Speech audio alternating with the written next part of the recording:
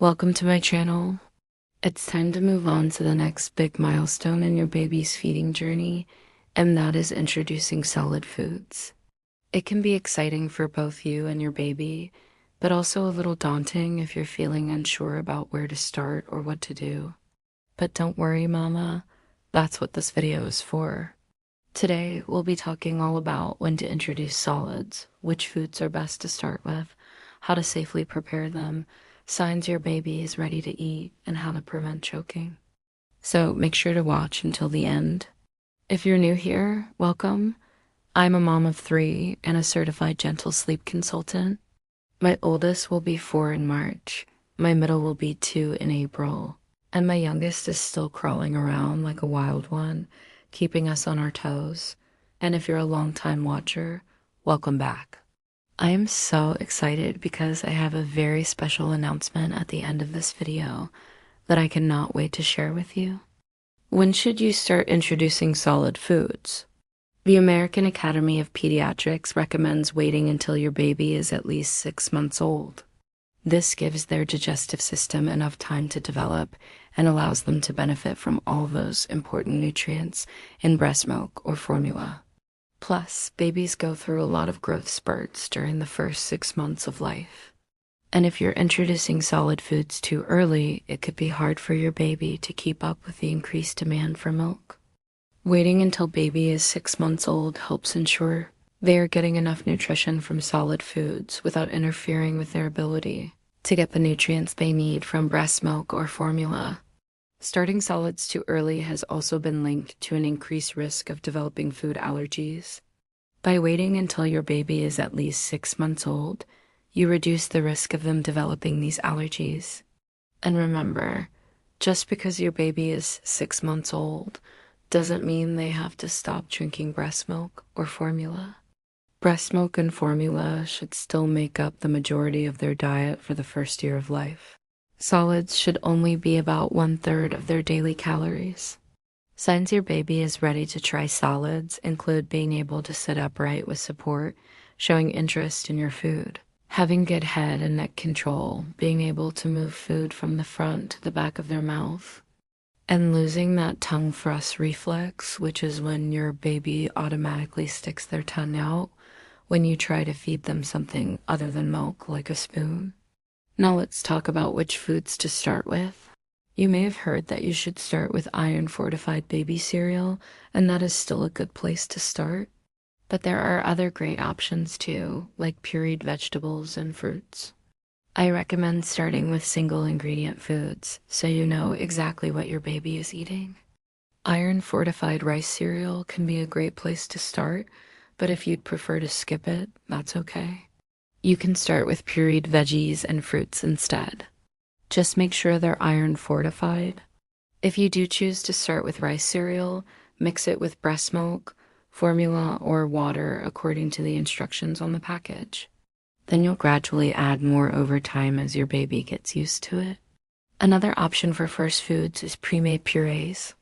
These are great because they're already prepared, so you don't have to spend time cooking and mashing food. Look for ones made with organic ingredients and no added sugars, salt, or preservatives. A couple brands we really like are Ella's Kitchen and Happy Baby. You can find them in most grocery stores in the baby section. After your baby gets the hang of eating purees, you can move on to mashed foods. You can mash cooked soft vegetables and fruits with a fork or potato masher. Or if you have an extra dollar, you can buy a food masher like this one. It makes things nice and smooth, and I love how easy it is to clean. We actually got this one when my oldest was still eating baby food, and it has lasted us through 3 kids. Once your baby gets used to mashed foods, you can move on to finger foods. Finger foods are great for helping your baby develop their fine motor skills and hand-eye coordination. They're also great for on the go. Some easy finger foods for babies include steamed and cooled broccoli florets, soft-cooked carrots, avocado slices, banana slices, well-cooked sweet potato sticks, and soft-cooked pasta. Make sure to cut any food into small pieces to prevent choking. Now let's talk about safe food prep practices. Always wash your hands thoroughly before handling any food. Wash the food thoroughly under running water before preparing it. Peel fruits and vegetables with a clean knife. Don't use the peeling to remove seeds or pits. Cook food thoroughly until it's very soft. Mash or puree food with a fork, potato masher, blender, or food processor. Avoid adding salt, sugar, or honey to your baby's food. Wait to introduce common allergens like peanuts, tree nuts, fish, and wheat until after baby is 6 months old. If you want to learn more about introducing potential allergens, you can check out the American Academy of Pediatrics website. I just want to say a huge thank you to a friend for sending me this cute clip of her little one enjoying his food. It just makes my heart melt. If you're watching this and want to be featured in a future video, please send me a quick clip on social media. Now let's talk about choking prevention. Choking is a common fear when it comes to introducing solids. And while it is a risk, the good news is that babies have several natural defenses that help protect them from choking, including their gag reflex, which helps prevent food from going down the wrong pipe. As your baby starts eating more solid foods, teach them how to chew and swallow by chewing food thoroughly and swallowing it, with their tongue pressed against the roof of their mouth. Make sure to always supervise your baby when they're eating and never leave them alone with food. Cut food into small pieces to prevent choking and avoid hard, round foods like grapes, popcorn, or whole nuts and seeds. Be patient. It takes time for babies to learn how to eat solid foods. Start with soft, easy-to-chew foods and gradually progress to harder foods as your baby gets older. If your baby starts choking, stay calm and follow these steps. Try not to panic. Most choking episodes are short-lived and end abruptly once the object is swallowed. If your baby is still coughing, turn them over and pat their back.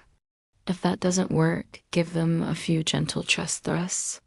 If your baby is still not able to cough or breathe, call 911 and follow their instructions. So now I have a question for you. What was your experience like when introducing solid foods to your baby? Leave a comment below and let me know. And while you're down there, hit that subscribe button so you never miss an episode. And now for the exciting announcement I've been wanting to make for a while. I am so happy to announce that my online course, Newborn Care for the First Year, is finally open for enrollment. Newborn Care for the First Year is a self-paced course, full of helpful information to prepare you for those first few weeks and months with your baby. We cover everything from newborn behavior and sleep patterns to diapering, feeding, soothing, safe sleep practices, and much more. Newborn Care for the First Year is designed to give you the confidence and knowledge you need to feel comfortable caring for your newborn baby.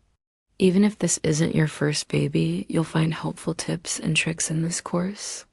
As parents ourselves, we know how overwhelming and even lonely those first few weeks and months with a newborn can be. That's why we created this course, to give you the tools and knowledge you need to succeed. And that's all for today, mamas. I hope you found this video helpful. Remember, you've got this. If you enjoyed this video, please give it a thumbs up and leave me a comment below letting me know what I should film next. Until next time, see you later.